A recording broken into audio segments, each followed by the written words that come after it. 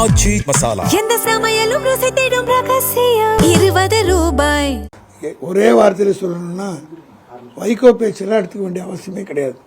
நாங்கள் போனவங்களை பற்றியே பேச விரும்பலை. காரணம் என்னென்னா எங்கள் தலைவர் தெளிவாக சொல்லிட்டார். அவர் கூட இருந்த கட்சிக்காரங்களாம் போய் இன்றைக்கி அரசியலில் அனாதியாக்கப்பட்டிருக்கிறார். சொந்த கட்சிக்காரங்களை ஒரு கட்சி ஆரம்பிக்கும் போது இப்போ யாருமே கிடையாது.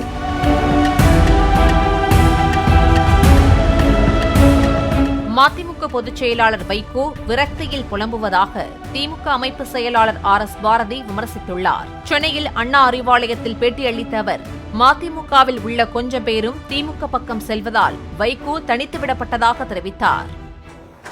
ஒரே வார்த்தையில் சொல்லணும்னா வைகோ பேச்செல்லாம் எடுத்துக்க வேண்டிய அவசியமே கிடையாது. நாங்கள் போனவங்களை பற்றியே பேச விரும்பலை. காரணம் என்னென்னா எங்கள் தலைவர் தெளிவாக சொல்லிட்டார். அதை பற்றி எங்களுக்கு கவலை இல்லைன்னு. அதனால் வைகோ எது ஒன்றும் சொல்லிட்டு போகிறார், அதை பற்றி கவலை இல்லை.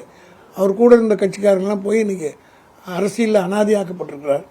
சொந்த கட்சிக்காரங்களை ஒரு கட்சி ஆரம்பிக்கும் போது இப்போ யாருமே கிடையாது.